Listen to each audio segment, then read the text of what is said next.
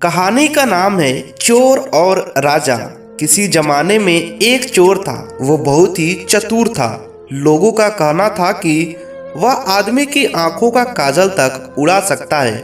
एक दिन उस चोर ने सोचा कि जब तक वह राजधानी नहीं जाएगा और वहां पर अपना कर्तव्य नहीं दिखाएगा, तब तक वह चोरों के बीच अपनी धाक नहीं जमा सकता।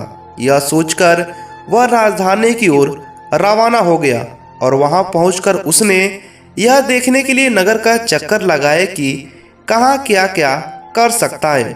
उसने तय किया कि राजा के महल में अपना काम शुरू करेगा। राजा ने रात दिन महल की रखवाली के लिए बहुत से सिपाही तैनात कर रखे थे। बिना पकड़े गए परिंदा भी महल में नहीं घुस सकता था। महल में एक बहुत ही बड़ी घड़ी थी जो दिन रात का समय बताने के लिए घंटे बजाती थी। चोर ने लोहे की कुछ कीलें इकट्ठी की और जब रात को घड़ी ने 12 बजाए तो घड़े की हर आवाज के साथ वह महल की दीवार में एक एक कील ठोकता गया। इस तरह बिना शोर किए उसने दीवार में 12 कीले लगा दिए। फिर उन्हें पकड़ पकड़ कर वह ऊपर चढ़ गया और महल में दाखिल हो गया। इसके बाद वह खजाने के पास गया और वहां से बहुत सारे हीरे चुरा ले गए। अगले दिन जब चोरी का पता लगा तो मंत्रियों ने राजा को इसकी खबर दी। राजा बड़ा हैरान हुआ और नाराज भी। उसने मंत्रियों को आज्ञा दी कि शहर की सड़कों पर गश्त करने के लिए सिपाहियों की संख्या दोगुनी कर दी जाए और अगर रात के समय किसी को भी घूमते हुए पाया जाए तो उसे चोर समझकर गिरफ्तार कर लिया जाए। जिस समय दरबार में यह ऐलान हो रहा था, एक नागरिक के भेष में चोर वहां मौजूद था। उसे सारी योजना के बारे में एक एक बात पता चल गया। उसे फौरन यह भी मालूम हो गया कि कौन कौन से 26 सिपाही शहर में गश्त लगाने के लिए चुने गए हैं। वह सफाई से घर गया और साधु का वेश धारण करके उन 26 सिपाहियों की बीवियों से जाकर मिला। उनमें से हर एक की बात के लिए उत्सुक थी। उसकी पति ही चोर को पकड़े और उसको राजा इनाम दे। जितने भी सिपाही थे उनकी सभी पत्नियां एकदम खुश थे। एक एक करके चोर उन सबके पास गया और उनके हाथ देख देख कर बताया कि वह रात उसके लिए बड़ी शुभ है। उसके पति का पोशाक में चोर उनके घर आएगा, लेकिन देखो चोर को अपने घर के अंदर मत आने देना, नहीं तो वो तुम्हें मार देगा। घर के सारे दरवाजे बंद कर लेना और भले ही वह पति की आवाज में बुलाए, लेकिन तुम अपना दरवाजा मत खोलना और उनके ऊपर पत्थर मारना ताकि चोर पकड़ में आ जाए। चोर ने सारी ये बातें और अपनी चालाकी से जो भी सैनिक थे उनकी पत्नियों को बता दिया। सारी स्त्रियां रात को चोर के आगमन के लिए तैयार हो गई। अपने पतियों को उन्होंने इसकी जानकारी नहीं दी। इस बीच पति सिपाही जो लोग थे वो गश्त पर चले गए और सवेरे 4 बजे तक पहरा देते रहे। हालांकि अभी तक अंधेरा था, लेकिन उन्हें उस समय तक इधर उधर कोई भी दिखाई नहीं दिया तो उन्होंने सोचा कि उस रात को चोर नहीं आएगा। यह समझकर उन्होंने अपने घर जाने का फैसला किया। ज्यों ही वो घर पहुंचे, स्त्रियों को संदेह हुआ कि उन्होंने चोर की बताई कार्रवाई शुरू कर दी। फल यह हुआ कि सिपाही को काफी ज्यादा चोट पड़ गई, क्योंकि चोर ने साधु के भेष में जो सिपाही थे उनकी पत्नियों को कह रखा था कि चोर तुम्हारे घर पे आएगा और तुम लोगों को मार देगा। सारी पत्नियां पत्थर उठाकर मारने लगी, लेकिन पतियों ने किसी तरह से उन पर काबू पाया। अगले दिन राजा के दरबार में सारे लोग आए और सारे हाल वहां पर सुनाया गया। सुनकर राजा बहुत ही चिंतित हुआ। उसने कोतवाल को आदेश दिया कि वह स्वयं जाकर चोर पकड़े। उस रात कोतवाल ने तैयार होकर शहर का पहरा देना शुरू किया। जब वह एक गली में जा रहा था तो चोर ने जवाब दिया, मैं चोर हूँ। कोतवाल समझा कि कोई लड़की उसकी आवाज बनाकर मजाक कर रही है।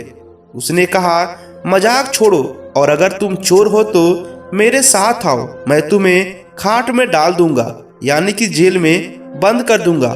चोर बोला, ठीक है, इससे मेरा क्या बिगड़ेगा। और वह कोतवाल के साथ खाट डालने की जगह पर पहुंच गया। वहां जाकर चोर ने कहा, कोतवाल साहब, इस काट को आप इस्तेमाल कैसे करते हैं? मेहरबानी कर मुझे समझा दीजिए। कोतवाल ने कहा, तुम्हारा क्या भरोसा, मैं तुम्हें बताऊं और तुम भाग जाओ तो? चोर वाला बोला कि आपके बिना कहे बिना मैंने आपके हवाले कर दिया, मैं भाग क्यों जाऊंगा? कोतवाल उसे यह दिखाने के लिए राजी हो गया कि काट कैसे डाला जाता है। ज्यों ही उसने अपने हाथ पर उसमें डाले, चोर ने झट से चाबी घुमाकर काट का ताला बंद कर दिया और कोतवाल को राम राम करके चला गया। जाड़े की रात थी और दिन निकलते निकलते कोतवाल मारे सर्दी के अधमरा हो गया। सवेरे जब सिपाही बाहर आने लगे तो उन्होंने देखा कि कोतवाल कांट में फंसे हैं। उन्होंने उनको उनमें से निकाला और अस्पताल ले गए।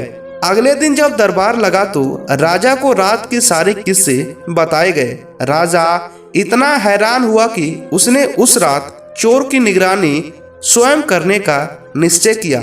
चोर उस समय दरबार में मौजूद था और सारी बातों को सुन रहा था। रात होने पर उसने साधु का भेष बनाया और नगर के सिरे एक पेड़ के नीचे धूनी जलाकर बैठ गया। राजा ने गश्त शुरू की और 2 बार साधु के सामने से गुजरा। तीसरी बार जब वह उधर आया तो उसने साधु से पूछा, क्या इधर से किसी अजनबी आदमी को जाते उसने देखा है?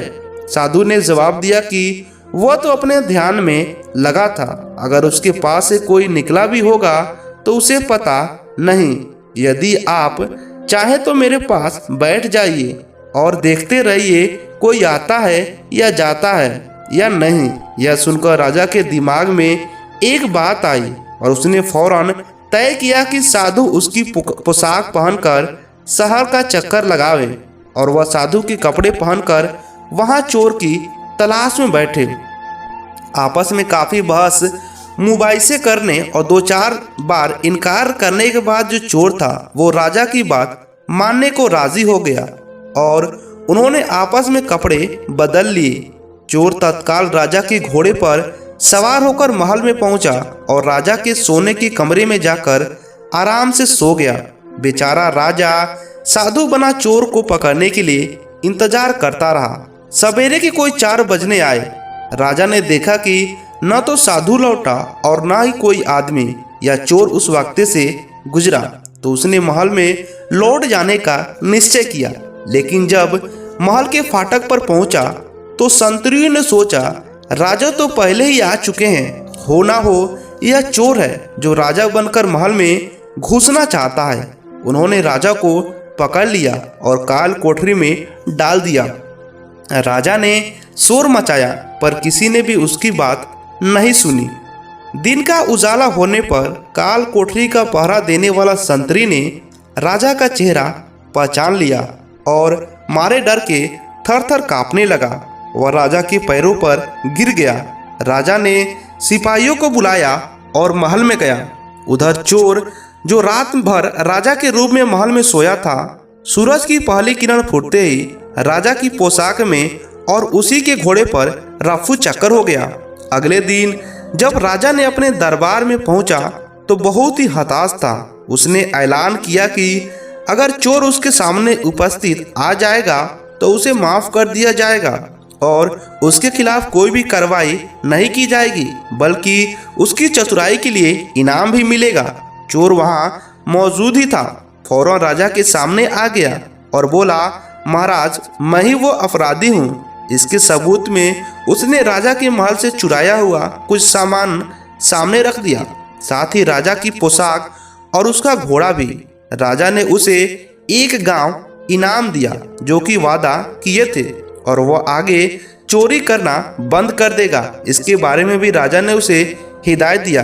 इसके बाद चोर एक गांव लेकर काफी ज्यादा आनंदित महसूस करने लगा। दोस्तों, कैसा लगा आपको ये स्टोरी चोर और राजा का? अच्छा लगा हो तो चैनल को सब्सक्राइब कर दीजिएगा।